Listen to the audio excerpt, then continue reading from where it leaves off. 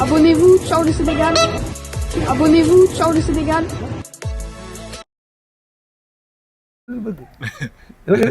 mais saa ñu ngi ci préparation bu doy waar Siré ngi toj fële France. ah gis naa ko si gis naa ko mi ngi ci mbedd yi rek moom supermarché yeeg marché yeeg bépp bàyyiwul fenn loolu la daa bëgg affaire yi ja mais non publicité am lay doxal yow tamit te Wally moo ko waxoon affaire du fii fële la. maa ngi ko gis ñu jox benn naar benn carte naar bi di ko delloowaat ma ne ko noonu naar bi dalaa sibul rek. Wëz baal toon wëz yaa ngi toon mais publicité lay def day jaay bisam li nga xam ne tey fële ca France ndax rek bis bi du tuut bis bi nekkul lu yomb bis bi ñu koy waajal dafa bëri. mais Sidi sama frère sama xarit la waaw da leen ñaanal yàlla rek ñu dugg ceeg bismillahi rahmaani rahim génn seeg alhamdulilahi rabbil alamin waaw di leen ñaanal bis bi yàlla nañ ci yàlla na réussir ci barki Cheikh Ibrahima Fall mi ma yaakaar yàlla na réussir mais da nga bëri too quoi. waaw parce que ma xam la mooy sam problème man bu Wally xasee ñaan man amin rek laay féetewoo waaw bu Wally xasee ñaan moom man wës waaw moo tax man amin rek laay féetewoo léegi waaw def nañ li ñu war a def ñëw ci président Wally ñëw yëgal ko seen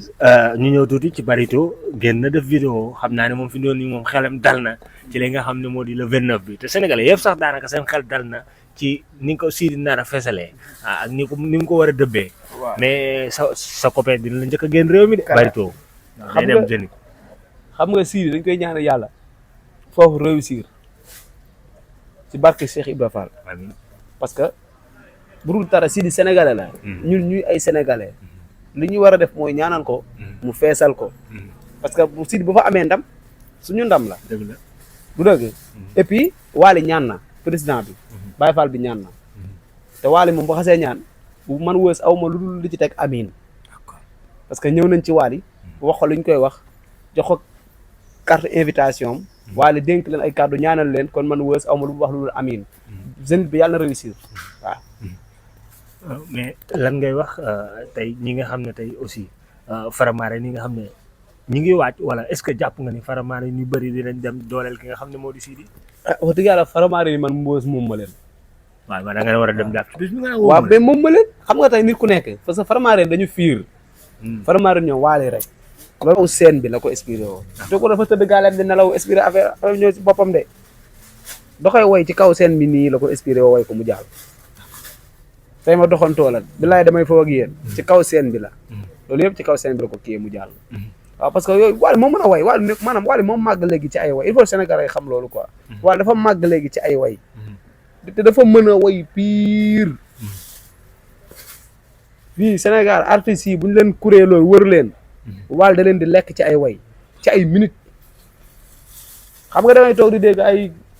Wally diw moo ko dàq way diw moo ko dàq way mais barki Serigne Saliou Mbacké bu ñu leen artistes yëpp bu ñu leen tegoon wër leen ñu def kuréel Wally lekk leen ci ay way wala ndax way fu aller retour da leen fay bàyyi dem ñëwaat laa la wax yooyu ñoom ñëpp leen di lekk ci ay way ni muy wayee duñ ko wayee inspiration bi mu am amuñu ko xam nga artistes yu bëri dañuy jël ay booy dina yëgal ci kaw seen bi booy yi dégaame ñuy wayandoog ñoom te xamuñ sax ne booy yi ñu ngi dégaame te Wally booy dégaame sax du wayandoog yow te dangay xam ne yow mi yaa ngi dégaame génn nga gàm bi mu téye micro di la seetaan nga tepeeku nag ba sa yaram tàng nga wàcc dem si yoonam mu kon ne ay wayam nekkaat ci gaamam woo tax may la booy yëpp kuñ ci wër kuñ ci teg ak Wally da lay lekk ci ay way kon wayandoog Wally yombul wayandoog Wally yombul de booy yu bëri na yaakaar nañ ni ku ci ñëw ko seen Wally ne yaa dama naa soirée Wally duyoo naa ak Wally te duyoo ak Wally de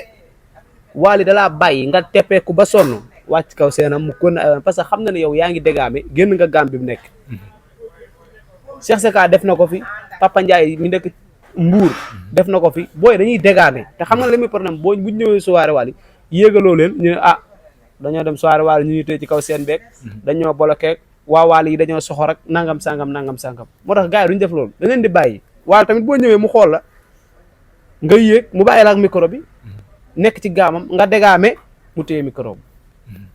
bàyyi la nga tepeeku ba sa yaram tàng mu kon ne ay wayam moo tax mel la Wally dàq way ci àddina moo dàq way laa la wax. waaw si jërëjëf maa ngi lay kontaanee bàyyi la nga tàggatoo ak mbokk yi nga xam ne ñu ngi doon suivre en direct. waaw maa ngi nuyu maa ngi sant ñëpp di gërëm ñëpp waaw di waxaat tamit patriotes yi doon sànni xeer waaw fexe leen a bokk ci régime bi moo gën ngeen di xasaate waaw. mais patriote li ñu wax dafa mel métti na la. non si dafa maa métti dama naqari parce que ñun.